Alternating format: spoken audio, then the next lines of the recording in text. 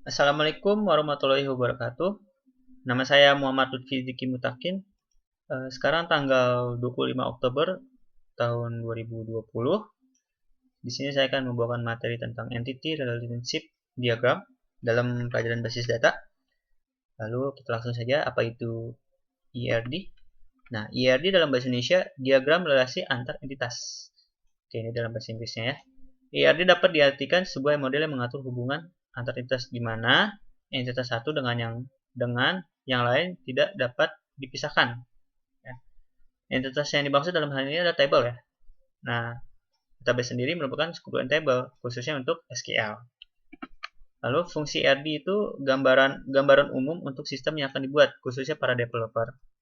Untuk memudahkan developer ya, menghasilkan dokumentasi yang baik untuk diskusi, representasi visual, menawarkan presentasi visual dari tata letak, menjadikan sebuah komunikasi yang efektif, fleksibilitas tinggi. Lanjut, dalam IRD itu adanya simbol. Saya ambil yang saya pakai aja sekarang, yaitu simbolnya banyak ya. Saya pakai yang ada aja yang saya pakai sekarang. Lalu entitas. Entitas itu bentuknya seperti ini, kotak, segi panjang ini. Nah, ada relasi, belah ketupat, ada eclipse, atribut, ada garis. Di sini entitas adalah suatu objek yang dapat diidentifikasi dalam lingkungan pengguna. Nah, di sini dapat dibaca relasi menunjukkan adanya hubungan di antara sejumlah entitas yang berbeda. Atribut berfungsi untuk memberikan gambaran karakteristik dari suatu entitas. Atribut yang berfungsi sebagai key di garis bawah. Maksudnya di sini yang di garis bawah nanti namanya yang unik di garis bawah sebagai penanda, gitu ya. Garis berperan sebagai penghubung antara atribut dengan entitas dan kumpulan entitas dengan relasi. Lanjut, di dalam key itu ada 3 macam, ada super key. Super key adalah satu atau kumpulan atribut yang dapat membedakan setiap baris data dalam sebuah relasi secara unik. Lalu ada candidate key, calon primary key maksudnya gitu ya. Kumpulan atribut minimal yang dapat membedakan setiap baris data dalam sebuah relasi secara unik. Nah, ini primary key yang udah jadi masuknya gitu. Kandidat itu calon primary key, ini jadi primary key-nya. Nah, di dalam primary key itu ada yang didasarkan primary key itu lebih sering dijadikan sebagai acuan, lebih ringkas, jaminan keunikan key yang lebih baik. Nah, di sini ada catatan, apabila sebuah primary key terhubung ke entitas yang lain, maka primary key pada entitas tersebut disebut sebagai origin key. Oke, kita lanjut. Nah, di dalam IRD itu ada kardinalitas. Kardinalitas ini membicarakan derajat relasi serta menyatakan maksimum entitas yang dapat relasi dengan entitas lainnya dalam satu himpunan. Nah, kardinalitas itu ada 3 bagian ya. One to one to many, many to many. Setiap entitas hanya bisa mempunyai relasi dengan satu entitas lain. Contohnya guru dengan nomor induk. Satu guru mempunyai satu nomor induk. Oke. Lalu one to many atau sebaliknya many to one. Gitu ya. Hubungan antara satu entitas dengan beberapa entitas dan sebaliknya. Atau many to one. Contohnya guru dengan murid dan sebaliknya. Guru mengajari, satu guru mengajari banyaknya murid gitu. Murid itu udah ya, murid aja. Murid kata jamak. Lalu dan sebaliknya atau enggak murid mengajari guru. Lalu many to many. Setiap entitas bisa mempunyai relasi dengan entitas lain dan sebaliknya. Contoh siswa dan ekstrakurikuler. Siswa dapat mengambil banyak ekstrakurikuler. Banyak siswa dapat mengambil banyak ekstrakurikuler. Lalu saya mengambil studi kasus di sini kartu pelajar SMP. Saya ambil yang umumnya aja karena banyak jenisnya kartu pelajar SMP itu. Di sini saya ada atributnya NIP kepala sekolah, tentang kepala sekolah, tentang siswa, dan masa berlaku kartu. Oke, di sini saya pertama membuat entitas dan atributnya dulu. Yang tadi yang saya bilang dalam simbolnya ini adalah entitas yang warnanya orange terang gini. Ini namanya entitas. Lalu yang eclipse ini semuanya adalah atribut. Dalam entitas ini ada atribut. Nah, yang di sini adalah primary key-nya. Kode yang unik gitu.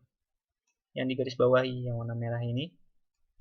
Setiap entitas ada ininya. Oke, kita lanjut. Setelah ini kita buat relasinya. Nah, di sini saya relasinya siswa belajar di sekolah. Siswa belajar di sekolah. Entitas 1 ini 1. Entitas 2 sekolah, ini sekolah. Lalu relasi many to one, ini kardinalitas. Many ini kardinalitasnya, many to one. Banyaknya siswa, saya ambil di sini siswanya dalam lingkup satu sekolah gitu ya. Jadi siswa belajar, banyaknya siswa belajar di satu sekolah gitu. Nah, di sini atribut penghubungnya NISN, koordinat K, NISN di sekolah. Koordinat K-nya NISN-nya ini di sekolah gitu. Oke, lanjut. Di sini siswa membuat kartu sekolah. Banyaknya siswa membuat banyak kartu sekolah gitu.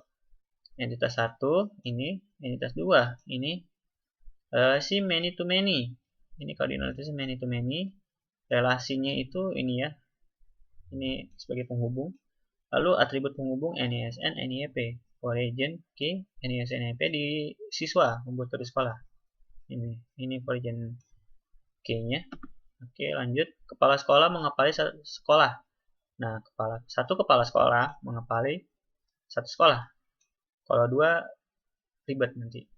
Relasi one to one. Satu sekolah, satu sekolah. Nah, atribut penghubungnya NIP, origin K, NIP di sekolah. Lanjut. Kartu sekolah. Kartu sekolah dibuat di sekolah. Kartu sekolah dibuat di sekolah. Entitas satunya sekolah, entitas 2 kartu sekolah, entitas 2-nya sekolah.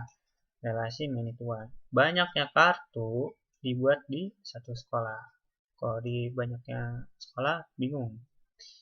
Lalu atribut penghubung NIP. NIP ini origin K-nya di sekolah. Oke, di sekolah nih ya. Lanjut. Sekolah berada di provinsi. Sekolah berada di provinsi. Entitas 1 sekolah, entitas 2 provinsi, relasi one to one. Kardinalitasnya one to one. Maksudnya relasi itu penghubung ya. Penghubung one to one. Penghubung one to one.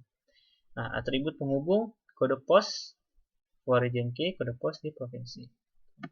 Oke, setelah kita melakukan buat relasi itu semuanya, kita hubungkan lagi, semuanya digabungkan menjadikan hasilnya seperti ini ya, dimana siswa banyaknya siswa belajar di satu sekolah, banyaknya siswa membuat banyaknya kartu sekolah tuh.